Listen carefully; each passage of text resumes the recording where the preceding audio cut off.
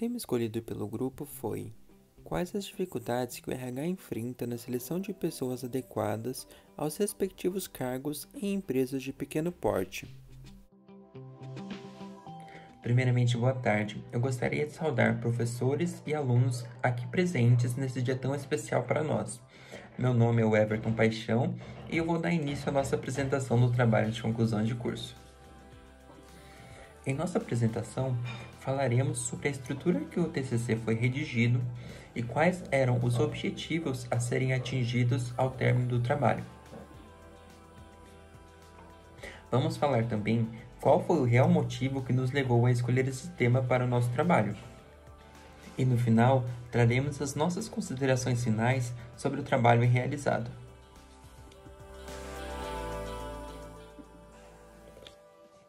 O TCC é disposto em 3 capítulos. No capítulo 1, discutimos sobre o conceito de administração e suas respectivas áreas. No capítulo 2, falamos sobre o RH e suas funções dentro da empresa. E no capítulo 3, falamos sobre o estudo de caso realizado em uma empresa na região de Mairinque, onde realizamos uma entrevista com a fundadora do estabelecimento e adquirimos os dados necessários para a realização do trabalho. Nosso objetivo geral é conhecer as dificuldades que o RH enfrenta na seleção de pessoas e o específico é expor a expectativa da empresa em relação a seus futuros funcionários.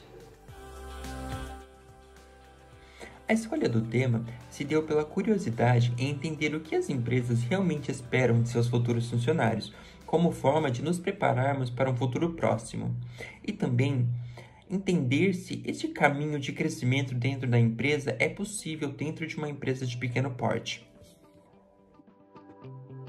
O meu nome é Karina e eu vou falar sobre a administração e suas áreas. A administração é um processo que age no planejamento, na organização, na liderança e controle do trabalho a ser realizado. É o ato de coordenar e comandar para alcançar resultados. Agora eu vou falar sobre as áreas. Primeiramente, finanças, que é a área que indicará qual resultado está sendo obtido. E ela tem seu foco na lucratividade. O marketing, ele tem seu foco na atração do público-alvo por meio de pesquisas e estratégias. Ele é muito ligado com o relacionamento ao público. A logística, ligada com a produção e o transporte e a estocagem, visando seu melhor custo-benefício para suas funções. O planejamento estratégico, ele tem seu foco na obtenção de resultados positivos e propõe metas e objetivos por meio de planejamento. A gestão de informações, que tem seu foco no gerenciamento e aquisição de informações para uma tomada correta de decisões. O RH, ele é ligado diretamente na obtenção de mão de obra para na empresa ou organização alcançar seus objetivos e metas. Meu nome é Kaique, eu vou falar um pouco agora sobre os recursos humanos, ou RH. Bom, a função dele é auxiliar e ser um canal da empresa com seus funcionários. Eu vou ler agora uma citação para poder explicar melhor as funções. Promoções internas para o aproveitamento dos talentos internos, avaliação constante dos resultados, preferencialmente de longo prazo, da empresa, feedback constante de avaliação das práticas adotadas, coerência entre os objetivos da empresa e políticas da administração, recolocação de pessoal adotada pela empresa para os funcionários desligados, com finalidade de reduzir o impacto sobre os funcionários que permanecem. Piffer e Mondini, 2012, página 135. Bom, segundo Piffer e Mondini, essas são algumas funções do RH, como providenciar a avaliação de resultados, o feedback, a meritocracia e a promoção de cargos. Agora eu vou exemplificar um pouco mais sobre elas. Eu vou falar um pouco sobre a avaliação de resultados. Em uma empresa, a avaliação de resultados ela é muito importante, pois ela sabe identificar e valorizar os bons funcionários. Existem vários tipos de avaliações e eu vou destacar aqui 3. A autoavaliação, a avaliação 360 graus e a avaliação 180 graus. A autoavaliação, o funcionário se avalia dentro dos requisitos da empresa. A avaliação 360 é quando o funcionário é avaliado por colegas, superiores e clientes também, se for o caso. A avaliação 180, o funcionário será avaliado pelo superior e o superior pelo funcionário. Um exemplo que a gente vai trazer aqui é do Sebrae Rio Grande do Sul, que há 5 anos atrás eles utilizavam a avaliação 180 e eles tinham como objetivo melhorar a produtividade, comunicação, desenvolvimento e qualificação. Bom, agora eu vou falar um pouco sobre o feedback. O feedback é um componente essencial para o RH, porque ele possibilita um canal de comunicação entre o superior e o funcionário. Agora eu vou falar um pouco sobre um exemplo. Baseado em uma pesquisa realizada em Assis, em São Paulo, com 40 pessoas em empresas de pequeno, médio e grande porte, é perceptível a existência do feedback no cotidiano, sendo que 65% dos entrevistados são de empresa de médio porte e 57,5% já participou de uma avaliação de desempenho. Porém, apenas 20% dos entrevistados atuam em organizações onde esse processo já é existente. E, de fato, empresas de melhor estrutura, os colaboradores têm mais consciência sobre a importância deste instrumento para o crescimento pessoal e profissional.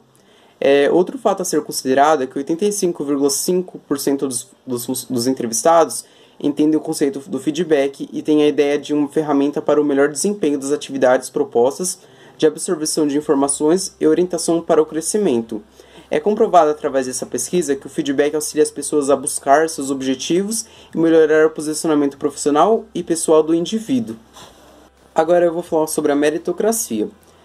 A meritocracia é um elemento que identifica funcionários que têm um bom cumprimento do trabalho, recompensa-os deixando mais motivados e desenvolvendo mais a empresa.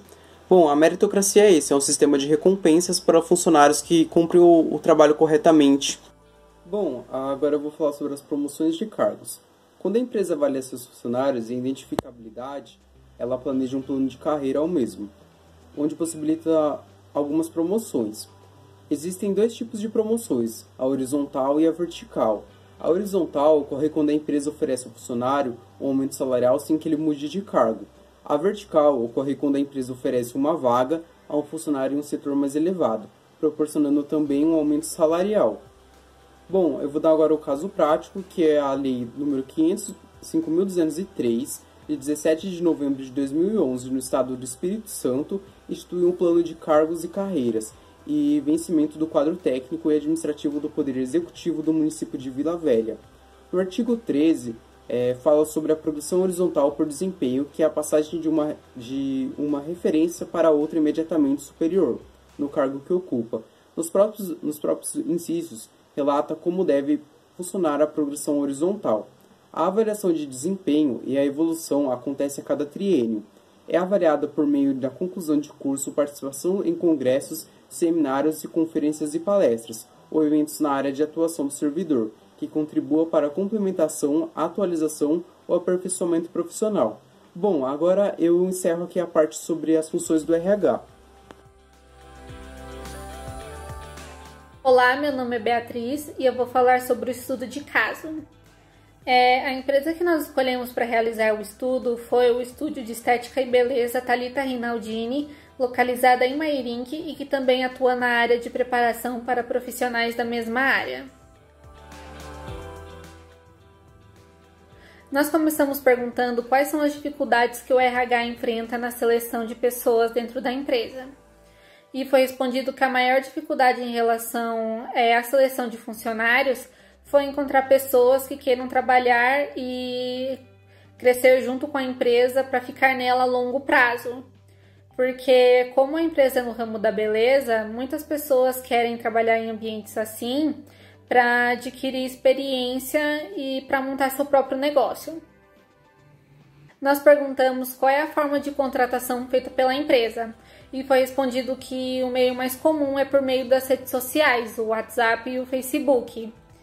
E também como a empresa funciona como uma escola, os alunos mais competentes e talentosos também podem ser chamados para fazer uma entrevista futuramente. Seguindo essa linha, foi perguntado se a forma de contratação é eficaz. E foi respondido que esse método funciona muito bem.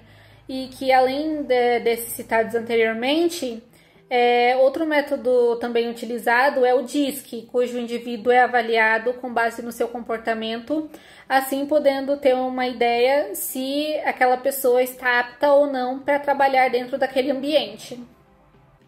Os requisitos no momento da contratação. Os requisitos para a contratação são impostos logo que a vaga é divulgada, Assim, as pessoas que se identificam e têm interesse podem entrar em contato para fazer uma entrevista. A expectativa da empresa em relação aos futuros funcionários. O que a empresa do estudo de caso espera em relação aos seus futuros funcionários são pessoas que sejam proativas e que ajudem quando for necessário, e que também tomem iniciativa dentro da sua própria área, buscando novos métodos para aprimorar o seu trabalho. Nós também perguntamos quais são as expectativas do funcionário em relação à empresa. E como dentro da empresa a maioria dos funcionários recebem por comissão e o ganho por eles é dividido em 50% para o funcionário e 50% para a empresa, sendo que nem o salário e nem a jornada de trabalho são fixos, então o salário acaba se tornando uma expectativa da parte do funcionário. Então, se o funcionário tem a sua própria meta financeira para cumprir naquele mês, ele vai ter que trabalhar o dobro para assim alcançar o valor que foi estipulado por ele. E por último, nós perguntamos se a empresa faz algum tipo de acompanhamento no trabalho dos funcionários. E foi respondido que a avaliação do trabalho é feita por meio de reuniões mensais, onde eles se reúnem e discutem questões do trabalho e também questões pessoais, que podem ser tanto positivas quanto negativas. E essas reuniões elas servem para discutir as metas e também alguma situação pela qual a empresa pode estar passando naquele momento. E com esse estudo de caso foi possível observar que existem tanto as vantagens de se trabalhar em uma empresa grande, como também existem as vantagens de se trabalhar em uma empresa pequena. E dentro de empresas pequenas, os funcionários têm mais oportunidades de serem notados pelos seus superiores, assim podendo ganhar uma promoção de cargo ou um aumento de salário mais facilmente. Ao contrário de empresas grandes, onde o funcionário ele é designado apenas para uma única função, e é mais difícil de se sobressair em meio a tantos outros funcionários, e fazendo o ambiente, assim, um ambiente de trabalho ficar mais pesado e competitivo. Eu me chamo Sabrina Altino e eu vou falar sobre as considerações finais do nosso trabalho.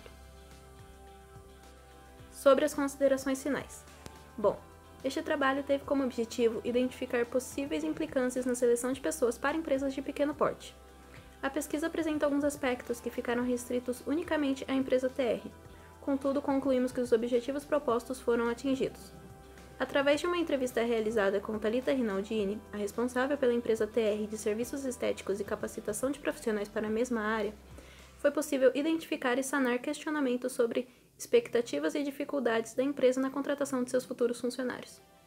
Segundo Thalita Rinaldini, a maior dificuldade é a falta de desejo de crescimento. Isso porque as pessoas ingressam na empresa a fim de adquirir conhecimento para assim abrir o seu próprio negócio.